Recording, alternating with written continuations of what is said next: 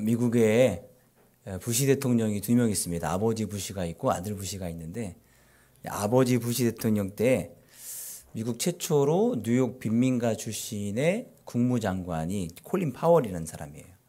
이 사람이 이제 자기 어렸을 때 이야기를 좀 했는데, 어려운 상황이니까 아르바이트로 공장에 가서 일을 했는데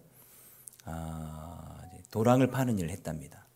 도랑을 파다 보니까 한 사람이 사배 기대서 일도 하지 않은 채 회사가 이러니 불평불만을 막 늘어놓더라는 거예요. 근데 그 와중에 한 사람은 열심히 도랑을 파면서 나는 이런 일 자체 하는 것만으로도 감사하다 그러면서 열심히 도랑을 파더랍니다.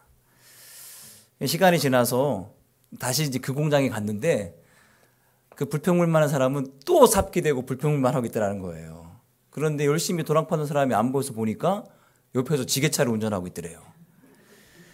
시간이 또 지나서 그 공장에 다시 갔는데 불평불만했던 사람은 퇴사해서 없어지고 열심히 지게차 몰던 분은 임원이 됐대요. 임원이. 이게 파월 인생에 굉장히 큰 교훈을 줬답니다. 뉴스캐스트였던 브리클린이 이런 얘기를 했어요. 신은 가끔 우리 앞에 빵 대신 벽돌을 놓을 때가 있다. 어떤 사람은 원망해서 벽돌을 걷어차 발가락이 부러지기도 하지만 어떤 사람은 이 벽돌을 삼아 기초로 집을 짓기도 한다. 고난이라는 벽돌을 다루는 우리의 어떤 마음과 자세에 따라서 이게 행복의 기초가 될 수도 있고 불평의 원인이 될 수도 있다는 거예요. 불평을 늘 일삼는 사람은 불평의 열매만 먹습니다. 반대로 감사를 일삼는 사람은 어떤 열매를 맺는다고요? 감사의 열매를 맺고 감사의 열매를 먹는 거예요.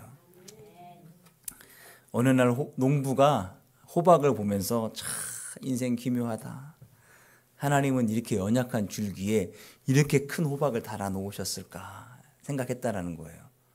그러다 문득 보니까 상수리 나무는 나무가 이렇게 튼튼한데 도토리가 달려있는 거예요. 참 불공평하다 이런 생각을 하다가 시간이 지나서 상수리 나무 밑에서 잠자고 있다가 뭐가 딱 떨어져서 눈을 떴는데 도토리가 떨어진 거예요. 그때 큰 깨달음을 얻었답니다. 어떤 깨달음일까요? 호박 같은 게 큰 게 매달렸으면 어떻게 됐을까? 믿음의 주권은 하나님께 있습니다. 그러니까 하나님께서 믿어지게 하셔야 믿을 수 있는 거예요. 그럼 어떻게 믿어지는가? 감사를 통해서. 감사는 믿음을 여는 문입니다. 늘 감사하면서 하십시다. 어떤 주인이 타국에 가면서 평소 눈여겨본 종들의 역량에 따라서 5달란트, 2달란트, 1달란트는 맡기고 하는데 이게 사실은 잘 눈에 안 들어오잖아요. 한 종에게는 10억, 한 종에게는 4억, 한 종에게는 2억을 맡겼습니다. 10억과 4억을 맡은 종들이 즉시 가서 장사해서 똑같이 10억과 4억의 이윤을 얻게 됐습니다.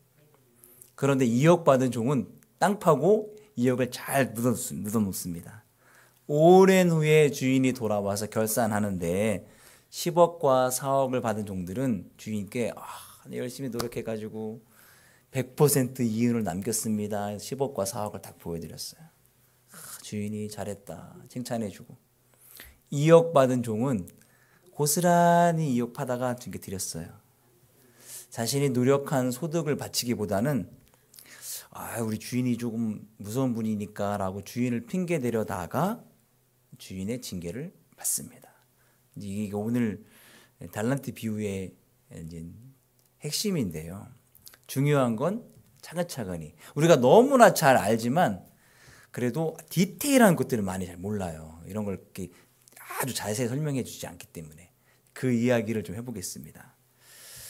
이 주인이 어디 간다고요? 타국에. 타국이란 얘기는 금방 온다는 얘기예요. 빨리 온다는 얘기예요. 늦게 온다는 얘기예요. 늦게 온다는 얘기예요. 늦게 온다. 이 달란트 비유는 종말에 관련된 비유예요. 주인이 다시 온다는 것은 우리 예수님이 재림 때를 의미해요. 재림이 생각보다 늦어질 수도 있다라는 이야기거든요. 초창기 그리스도인들은 핍박 때문에 굉장히 힘들었어요. 그래서 주님이 언제 다시 오셔서 우리가 힘들고 어려운 것을 좀 해결해 주시나 이게 늘 궁금했거든요.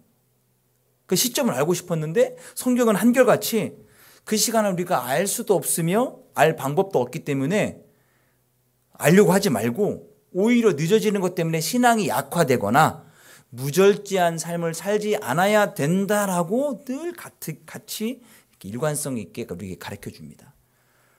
주인은 언젠가는 와요.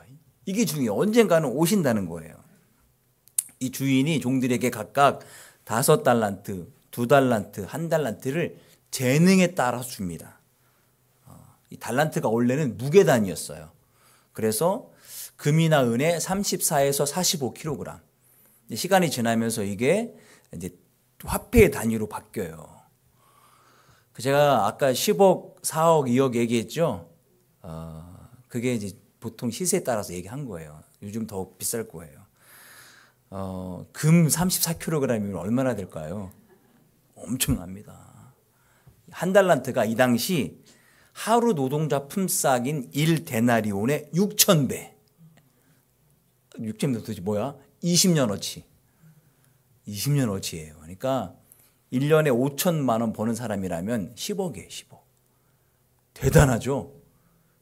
되게 큰 걸 맡긴 거예요. 이 얘기는 뭐냐면 우리를 향한 하나님의 선물이 굉장히 크다라는 것을 말씀해 주시는 거예요. 그리고 이거를 왜 맡겼느냐? 각각 재능대로 평상시 종들의 수행 능력을 잘 평가했다가 그들에게 특별히 맡긴 거예요. 그러니까 주인의 입장에서는 공평하게 준 겁니다. 불평하면 안 돼요. 받은 사람 입장에서. 성경에 보면은 5달란트 받은 종이 난 많이 받았네.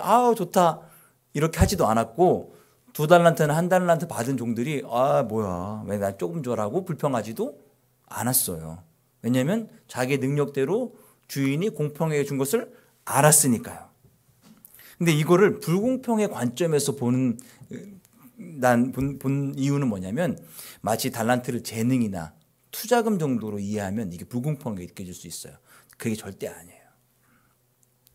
그래서 5달란트 받은 종과 2달란트 받은 종에게는 당장, 즉시라는 단어가 붙습니다. 명령이 떨어지자마자 당장 즉시 가서 뭐 했죠? 장사합니다. 그런데 1달란트 받은 종에게는 이 당장이라는 부사가 없어요. 5달란트나 2달란트 받은 종들이 남긴 것은 100%의 이익이지만 진짜 주인이 보고 싶었던 건 뭐냐면 남겨진 이윤의 양이 아니라 이들이 자신의 재능을 최선을 다해 발휘했느냐예요.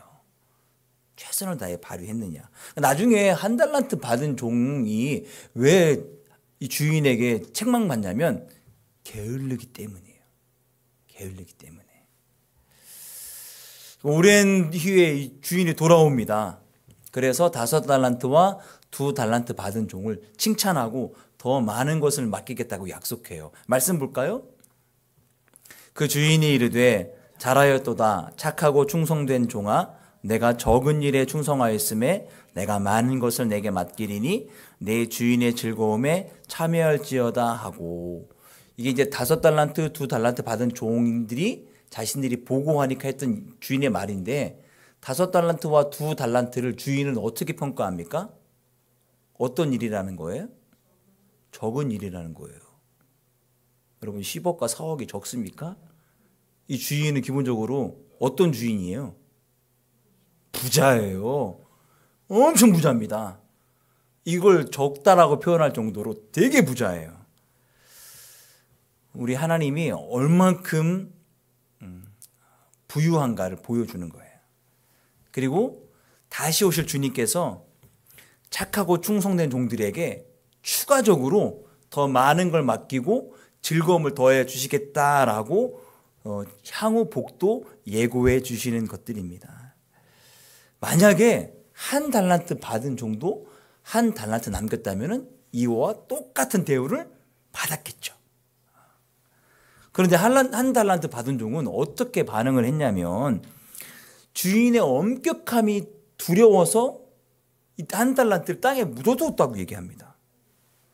그럼 주인에게는 손해가 됩니까? 손해가 안 됩니까? 일단 손해는 없어요. 받은 대로 돌려드렸으니까. 그리고 이 당시에는 은행이 없었어요.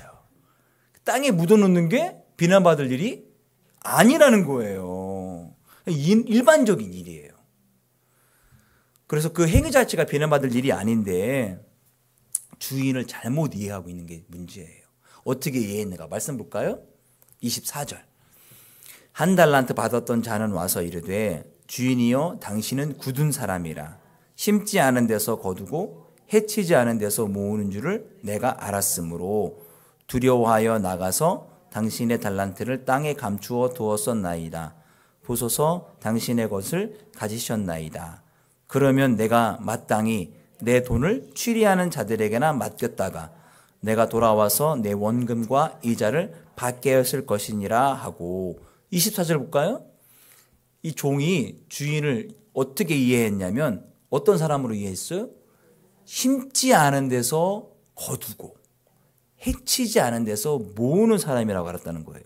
여러분 심지 않은 데서 거둔다는 이야기는 뭐예요? 내가 심지 않았는데 거두어요. 내 겁니까? 남의 겁니까? 남의 것을 빼앗는 사람을 이해한 거예요. 남의 것을 빼앗는 사람. 그러자 이 주인이 자신을 악하다라고 얘기하는 종에게 딱히 변명하지 않아요. 그런데 내가 악하다는 것을 인정하는 건 아닙니다. 그러면 주인이 얘기해요. 그래? 네가 나를 그렇게 이해했더라면은 차라리 이 돈을 이자놀이 하는 사람들에게나 맡겨서 원금과 이자를 내게 받게 했어야지 라고 꾸짖으며 악하고 게으른 종으로 정죄합니다. 그리고 바깥 어두운 데를 내어 쫓으라고 얘기해요. 이 한 달란트도 빼앗아서 주고. 자, 여기서 이 한 달란트를 빼앗아서 5달란트 갖고 있던 사람에게 준 사람은 누굴까요? 주인이 직접 뺏어서 줄까요? 지금 나온 종이 3명인데 5달란트, 2달란트, 1달란트. 이 사람이 걸 5달란트에 줬다면 2달란트 받은 사람이 이 사람 걸 뺏어서 줬을까요? 그럴 수도 있을 수도 있잖아요. 주인이 이렇게 하진 않을 거예요. 왜냐하면 종들이 있는데. 그리고 이 종을 바깥에 내쫓아요. 내쫓는 것도 누가 했을까요? 5달란트와 2달란트 받은 두 종이 했을까요? 종들이 했어요. 다른 종들이. 이 사람이 지금 주인이 부자예요? 안 부자예요? 엄청 부자인데 종이 달랑 3명만 있을까요? 종이 많아요. 1달란트를 뺏은 종도 다른 종이고 1달란트를 쫓아낸 종도 다른 종이에요. 그러면 1달란트를 받은 종이 어떤 위치에 있는가? 주인의 수많은 종들 중에 특별히 재능이 있었던 종이라는 거예요. 주인은 가장 재능 있고 유능한 종 3명을만 선택해서 10억, 4억, 2억을 맡겨준 거예요. 특권을 얻은 종이었다고요. 특별한 사랑을 받은 종이란 말이에요. 문제는 게을렀다라는 거예요. 게을렀다라는 거예요. 우리가 게으름 앞에 아무도 자랑을 나는 부지런하다 얘기할 수 없어요. 그렇죠? 그래서 결국은 1달란트 받은 종은 1달란트마저 빼앗깁니다. 원래 1달란트는 주인의 거니까요. 가져가는 건 당연한 겁니다. 하나님은 부자십니다. 별로 인정하지 않는 분위기거든요. 하나님 부자셔서 뭔가 우리에게 뭔가 시켜가지고 우리가 막 거둔 것을 빼앗아 가서 그게 필요한 분이 아니셔요. 우리 하나님께서 원하시는 것은 우리가 무엇을 해서 그걸 대신 얻기를 원하시는 것이 아니라 우리에게 주신 이 달란트와 재능들이 그냥 묻혀지는 것을 원치 않으시는 분이라는 거예요. 1달란트 받은 종이 나쁜 일 했습니까? 나쁜 일 한 거 아니에요. 1달란트 받은 종이 주인의 재산을 축냈나요? 아니에요. 그럼 왜 책망받았어요? 그쵸. 게을렀는데 왜 게을렀을까? 아무것도 하지 않았기 때문에 그래요. 아무것도. 이게 중요합니다. 하나님의 주인은 그 종이 능력이 있기 때문에 맡긴 거예요. 이미 능력이 있기 때문에. 그러나 아무것도 하지 않았기 때문에 악하고 게으른 종이 된 거예요. 자, 이 상황 속에 우리가 달란트 비유할 때 늘 궁금했던 것은, 아니 누구는 팔방미인으로 뭐 잘 이쁘게 생겼고 연주도 잘하고 노래도 잘하고 다 잘하는데 나는 뭐야 이게. 하나님 너무 불공평하다. 이런 생각이 들 때가 있나요, 없나요? 있어요. 왜 사람마다 다르게 달란트를 주셨을까? 우리는 많이 비교합니다. 비교의식 속에 움직인다라는 거예요. 근데 거의 모든 성경학자들이 받은 달란트보다 달란트로 열심히 수고해서 얻은 대가에 더 주목해요. 한 달란트 받은 종도 열심히 수고해서 한 달란트를 남겼다면 이게 누구게 되는 거예요? 바로 그 사람께 됐을 거예요. 5달란트 받은 사람도 2달란트 받은 사람도 칭찬과 보상을 받았다면 똑같이 받았을 거라는 거예요. 그리고 중요한 건 뭐냐면 지금 5달란트와 2달란트가 불변하는 게 아니에요. 주인이 뭐라고 그랬냐면 적은 일에 지금 충성했으니까 나중에 더 큰 일을 맡기겠다라는 거예요. 현재 우리가 갖고 있는 이 재능은 나중에 우리가 이 재능을 통해 얻을 수 있는 마중물 같은 거예요. 자, 야고보서 말씀 보겠습니다. 너희 중에 누구든지 지혜가 부족하거든 모든 사람에게 후히 주시고 꾸짖지 아니신 하나님께 구하라. 그리하면 주시리라. 하나님께서 우리가 사역하면서 부족한 면에 대해서 하나님께 구하면 하나님께서 그것을 더 채워주시겠다는 약속이에요.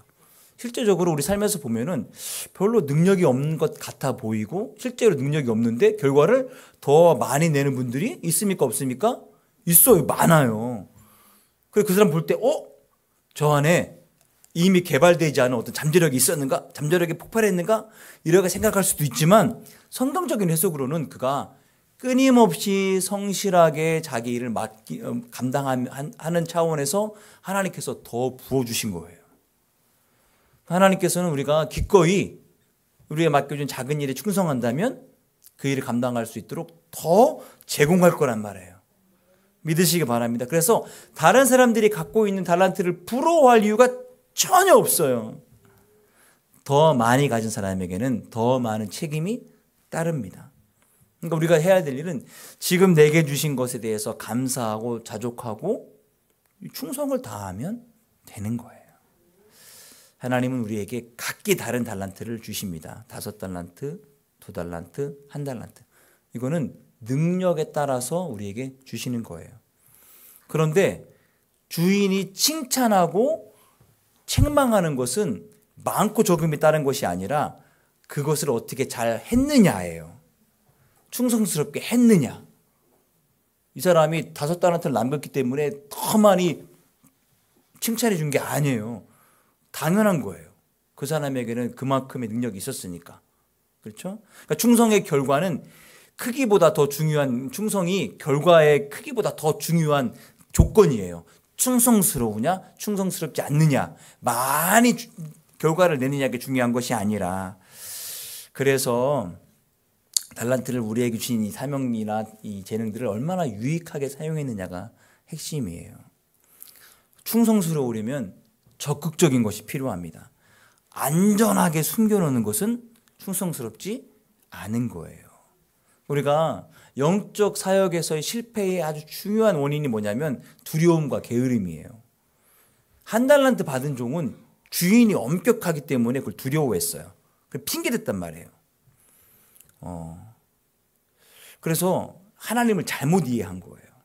두려움 때문에 내가 받은 복음을 행동으로 옮기지 않은 모습과 똑같아요. 이게 실패의 이유가 환경이라든지 또는 주인의 성품 탓일 수는 있지만 최종적으로 이 사람이 그것을 책임을 회피한 게 문제예요.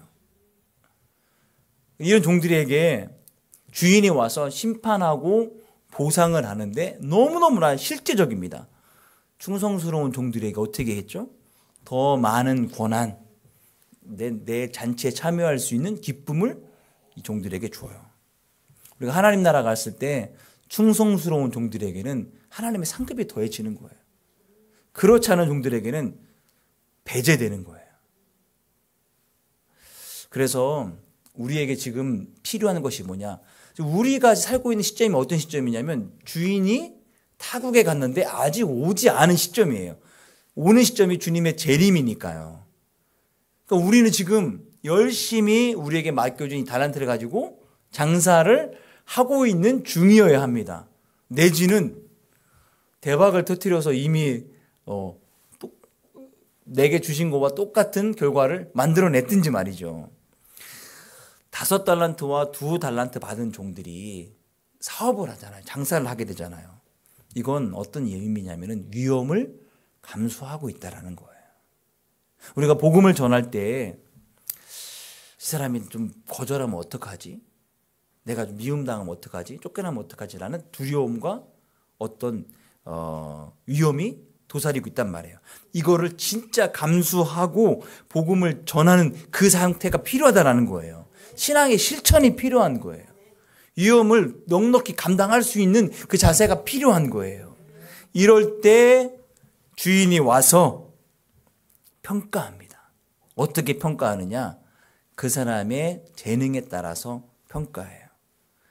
하나님은 주인은 공평하기 때문에 누구는 전도를 많이 해서 열매가 많고 나는 평생 이 정도밖에 내지 않았다. 이게 중요한 게 아니에요. 그 사람은 그만큼의 능력이 있기 때문에 그만큼 열매를 맺은 거고 나는 능력이 이만큼이니까 이만큼 맺은 거예요. 그거 하나만으로 만족해요. 충분해요. 충성스럽게 그것을 했느냐 안 했느냐가 주인의 평가의 기준이기 때문에 그렇습니다. 달란트 비유는 종말의 때의 비유예요. 마지막 때의 비유예요. 달란트 비유 앞에 어떤 비유가 있냐면 등불을 준비하는 10처녀의 비유가 있어요. 그래 5명은 다 등불을 준비했지만 기름 준비하지 못한 5명, 기름 준비한 5명 딱 나눠지잖아요. 그때도 종말이에요. 지금도 종말, 이 달란트도 종말이고요. 단순히 맡겨준 재능을 잘 감당했느냐 이 차원만이 아니라 그걸 판단하는 시점이 바로 종말의 때라는 거예요. 자, 그러면 예수님이 우리와 함께 계시지 않을 때, 예수님이 보이지 않을 때 과연 충성할 수 있느냐? 회사에 사장님이 계실 때와 사장님이 계시지 않을 때 직원들의 태도가 확 달라집니다. 교회에 담임 목사님이 계실 때와 계시지 않을 때 부교육자들 그걸 중간에서 컨트롤하는 저는 더 힘들더라고요. 저는 담임 목사님이 아니기 때문에 그런 권위가 없어요. 그런데 똑같이 정시간에 와서 같이 이제 업무 시작도 하고 경건을 해야 되는데 안 와요. 심지어는 왔는데도 교회에 왔는데도 참석을 안 해요. 그래서 이런 사람들도 있구나. 결과는 어떻게 됐을까요? 나중에 다 그만두게 되더라고요, 일을요. 이거 하나만의 문제가 아니라 평상시에 모든 것이 다 드러나게 돼요. 그리고 참 신기하게도 제가 얘기하지 않아도 다 귀에 들어가요. 담임 목사님 알고 계시더라고요. 그래서 그것만의 문제가 아니라 그 전에 문제도 다 쌓여가지고 직원들도 그만뒀던 것들 제가 알고 있어요. 자, 보이지 않아도 충성하는 것. 왜 충성해야 되냐면 내게 기회와 재능을 주셨기 때문에 그래요. 주인에게 그렇게 열심을 내는 것이 선한 청지기의 모습인 겁니다. 자, 깨어있다라는 말은 이 외국에 갔던 주인이 언제 올지 모르잖아요. 늦게 올 것 같긴 한데 그 시점은 아무도 모릅니다. 그래서 어떻게 해야 됩니까? 예상하고 언제 올지 모르니까 늘 준비하는 자세로 열심히 살아가는 것이 깨어있는 모습입니다. 게을러서는 안 되는 거예요. 그리고 주님이 돌아오실 때, 즉 승천했다가 다시 재림할 그때 우리에게 묻습니다. 그동안 뭐 했어? 그래도 우리는 어떻게 얘기할까요? 하나님, 내게 이런 재능을 주셨는데 제가 이렇게 잘 감당했습니다 라고 열매를 보여드리면 되는 거예요. 하나님은 자기 백성에게 자원을 맡기시는 분이십니다. 그리고 그걸 잘 활용하기를 원하시는 분이에요. 선한 청지기처럼 일하기를 원하시는 분입니다. 뭔가를 해야 되겠는데 난 아무것도 못해요가 아니에요. 아까 종들이 그 집안에 많다라고 했죠. 많은 종들 중에 특별히 3명만 선택해서 달란트를 주신 거예요. 그러니까 할 수 있는 능력이 이미 있는 거예요. 근데 내가 그걸 하고 있지 않다라는 이야기는 게으른 거예요. 아무것도 하지 않은 거예요. 할 수 있는 내 자신을 먼저 발견할 수 있어야 돼요. 괜히 준 게 아니거든요. 주님의 재림의 때에 하나님 나라를 위해서 신실하게 일하고 그 나라를 위해 확장한 자들에게는 노력과 칭찬에 대해서 하나님 상급을 주십니다. 반대로 하나님 은사도 주시고 달란트도 주셨는데 이거를 사용하지 않고 아무 일도 하지 않은 게으른 종은 어떻게 됩니까? 책망 맞는 거예요. 뺏기는 거예요. 그리고 주인의 집에서 쫓겨납니다. 여러분, 주님 언제 오실지 모르지만 곧 오실 것 같은 시점이 왔어요. 그죠? 느낌이 우리 무화과나무의 비유를 보는 것처럼, 그렇죠? 무화과나무가 지난주에 잎을 내면 여름이 올 때가 됐구나를 아는 것처럼 우리의 시점이 바로 때가 좀 오는 것 같은데 그런 시점이란 말이에요. 그러니까 더욱더 경계하고 언제 오실지 모를 주님을 위해 내 자신을 돌아봐야 되는 거예요. 내게 주신 달란트를 가지고 내가 얼마큼 열심히 일했는가? 충분하면 됐고요. 부족하다? 그러면 지금이라도 열심을 내면 되는 거예요. 우리 주님 우리에게 칭찬하실 것입니다. 착하고 충성된 종 되시는 여러분 되기를 축원드립니다. 찬양하고 함께 기도하겠습니다.